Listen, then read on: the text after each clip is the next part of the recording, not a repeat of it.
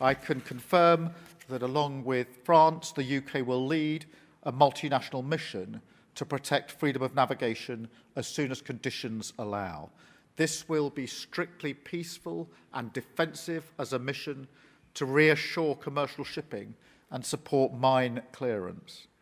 We invite all nations with an interest in the free flow of global trade to join us. Some have already indicated their readiness to contribute. We will take this forward with a military planning conference in London next week, where we will announce more detail on the composition of the mission, and over a dozen countries have already offered to contribute assets. But look, reopening the Strait is a global necessity and a global responsibility. We need to act to get global energy and trade flowing freely again to bring down prices for working people. Prime Minister, Chancellor and President of the Council, Ambassadors and Ministers, ladies and gentlemen.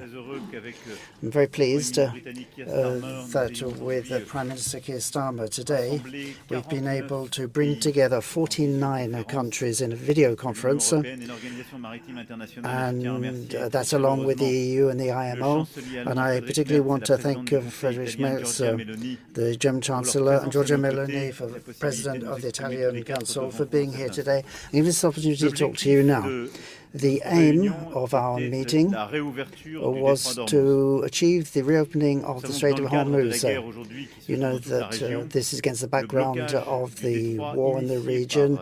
The blockade started by Iran has had very severe consequences around the world, of course, for the neighboring countries to start with, many of which are important partners for our countries, for the ships, their crews, and the countries that directly depend on the goods that are shipped, in particular in Asia, but also for the whole of the planet and the global economy, whether we're talking about oil, gas, or fertilizers, would have a direct impact on our economies, and in particular, the most vulnerable countries. In that sense, recent events are encouraging, even if we have to remain prudent.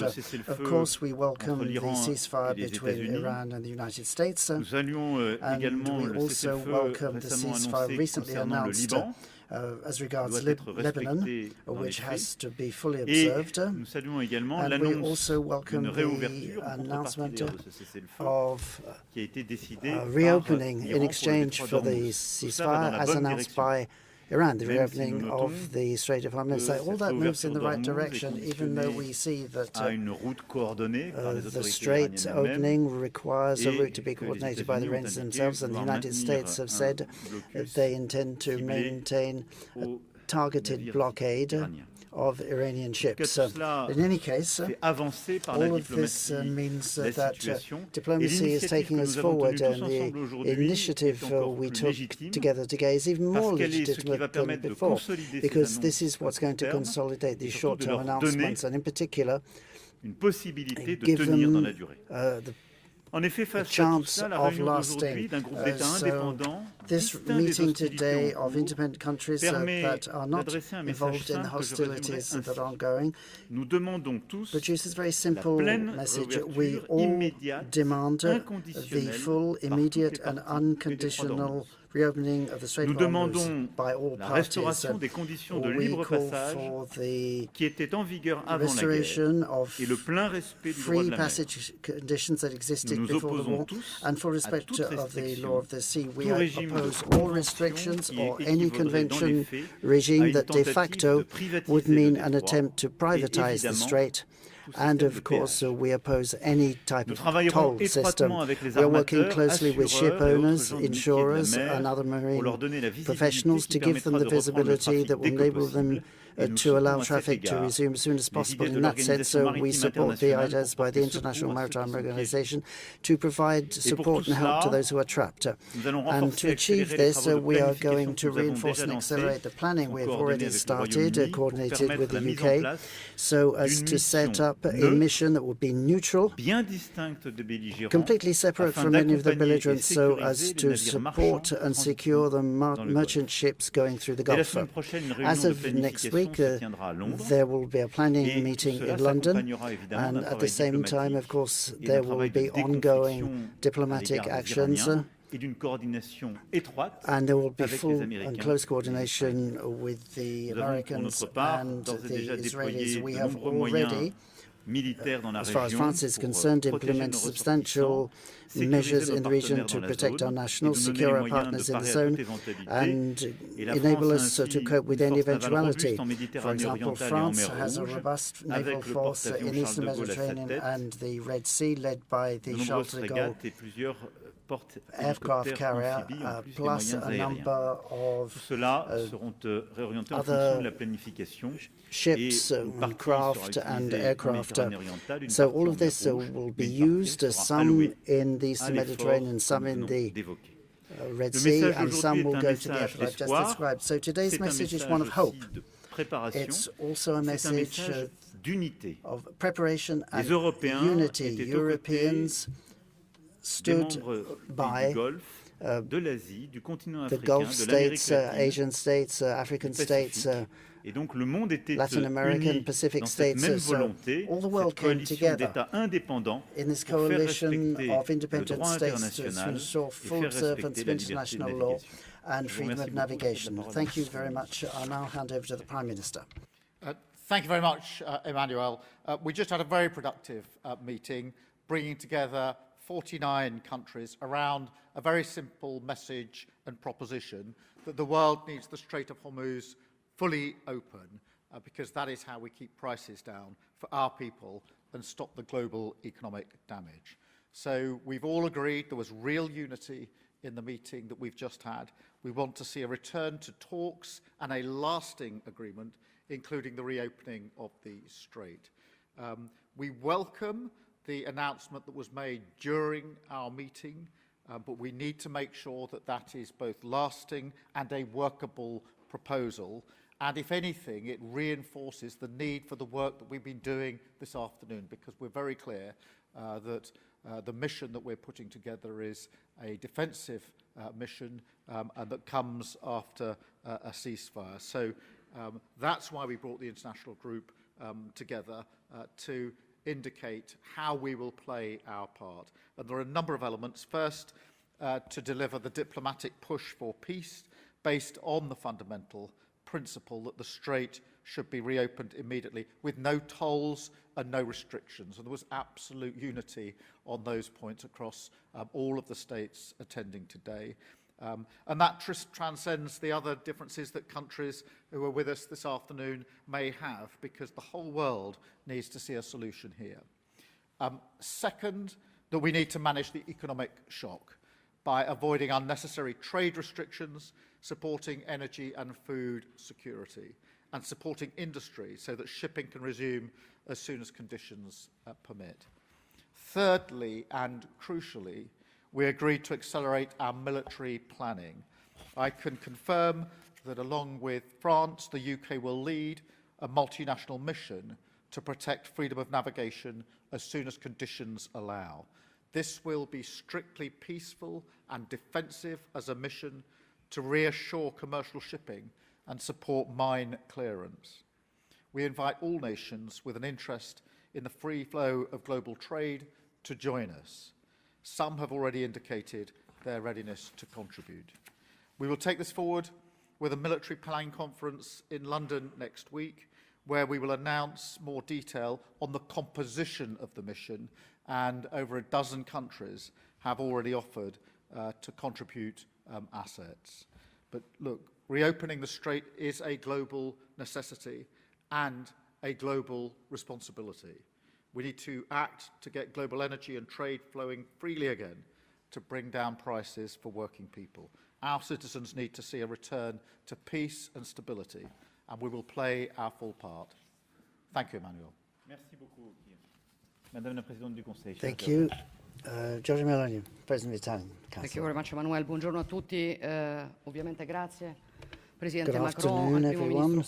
Obviously, I would like to start by thanking President Macron and Prime Minister Starmer, which is a very positive and fundamental proposal. This is why I insist on being here today. It's quite clear that freedom of navigation in the Strait of Hormuz is vital for our country, for Italy, for Europe, and the international community in its entirety. We have to affirm a fundamental principle of international law which is applicable not just to the Strait of Hormuz, but every other strait or shipping channel on which global supplies depend. Obviously, this is of great economic importance because about 20% of global oil and gas consumption, LNG, for example, goes through the Strait of Hormuz. And one shouldn't forget fertilizers, very important as well. And that is vital for food security in many countries. I'm thinking about also the exports from Gulf states that are key partners for Italy, and those goods have to go through the strait as well. This is why reopening the Strait of Hormuz has to enable us to address this situation, and at the same time is a key factor in resolving the Middle East conflict. We can, of course, see it very clearly in the last few hours. The reopening of the strait is of vital, fundamental importance as we go forward with negotiations. President Macron said there's been an announcement of a ceasefire in Lebanon, and we hear that a ceasefire has also been negotiated between Israel, Iran and the United States, leading to reopening of the strait. This has to be part and parcel of any serious process of negotiation to resolve the crisis in the Middle East. Obviously, it is not the only issue. It's vital for Iran to give up its quest for nuclear weapons, and there are other factors as well, but the main reason that we are here today is that we're all aware of how important this challenge is.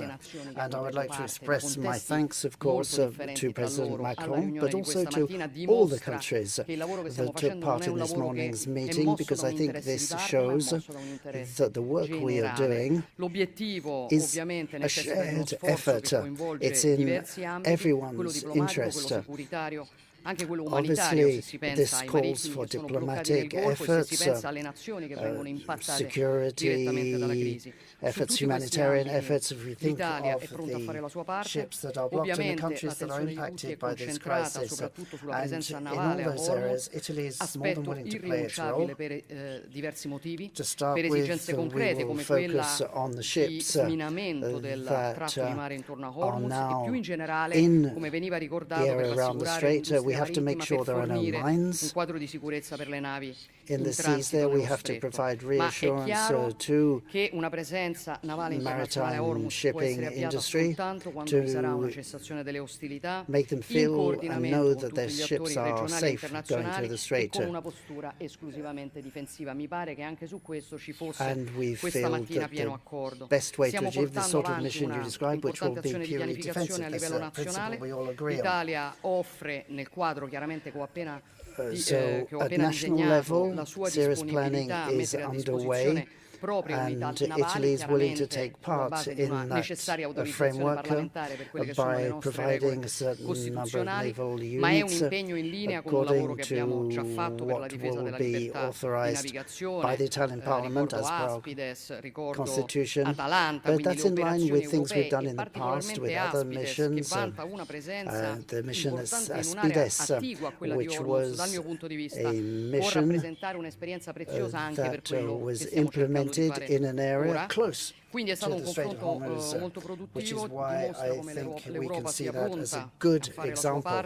Today's meeting then was particularly productive, and I think it shows quite clearly that Europe is willing to play its role alongside its partners, and this initiative will go forward in the framework of a broader process with the commitment of all our countries to address these crises that occur regularly, not just in the Middle East, there's also Ukraine and in other parts of the world.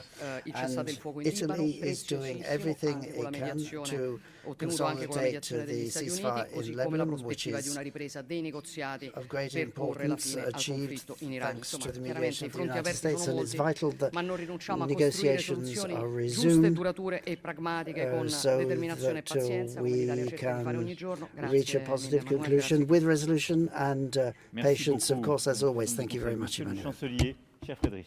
Friedrich. Dear Emmanuel, Prime Minister Starmer, let me start by saying I'm very grateful that French President and the UK Prime Minister decided to convene this meeting today, and I'm pleased also that Giorgia Meloni for Italy and myself, the Republic, have been able to be here. We had enormous agreement and consensus, both here in the room and those in the video conference. And I was actually quite surprised to see how complete the agreement was around the various tables. And that meant that we all stood behind the conclusion that came out of this meeting, because this war against Iran raises major challenges for all of us. We want the Near Middle East as soon as possible to return to peace and stability. It's in the interest of all of us. The skyrocketing energy prices have to be brought back downwards as soon as possible, and this war must not turn into a transatlantic stress test. Therefore, I think we can draw a number of conclusions with this together, because the challenges I've just mentioned hit us all, impact all of the EU countries and beyond. And if we don't succeed in the initiatives we've taken, then there's the threat of a multi-dimensional global war. And let me say here that I take very seriously what was said in Washington last year during the meetings of the IMF and the World Bank concerning developments on the capital markets, which means that it's in the immediate interest of all of us to increase our efforts and draw these conclusions, of which I think there are three. And as Germany, we support the ongoing efforts to achieve a quick diplomatic agreement between the United States and Iran. On our side, we are in contact with all the stakeholders for many, many months now.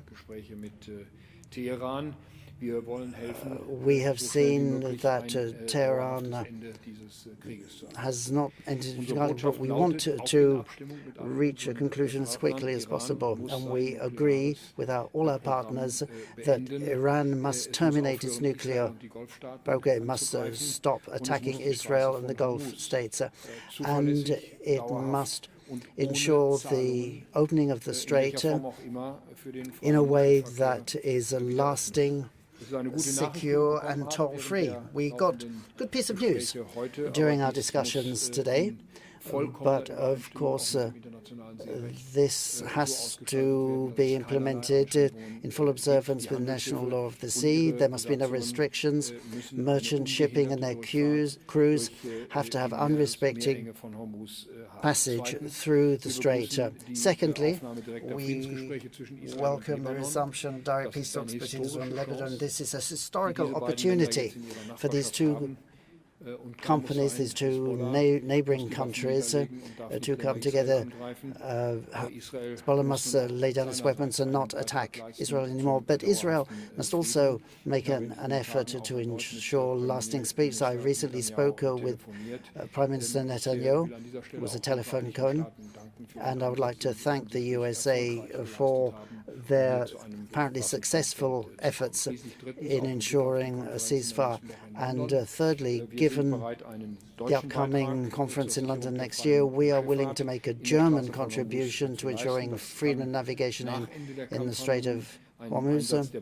This could mean at the end of negotiations perhaps a contribution by the German armed forces to an international mission, as long as we have a strong legal basis for this, for example, a UN Security Council resolution, and we also need approval of the German government and parliament and a viable military concept.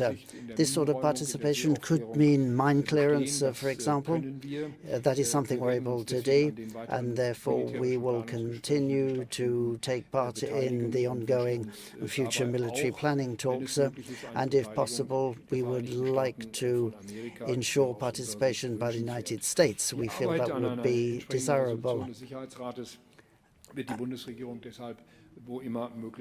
And we would also like to have a UN Security Council resolution. So I think we are seeing progress. We want to make our contribution so that we can have very soon stable and lasting peace in the region. Thank you. Merci beaucoup, mesdames et messieurs. Thank you all very much. Merci à tous. I wish you a pleasant afternoon. Goodbye.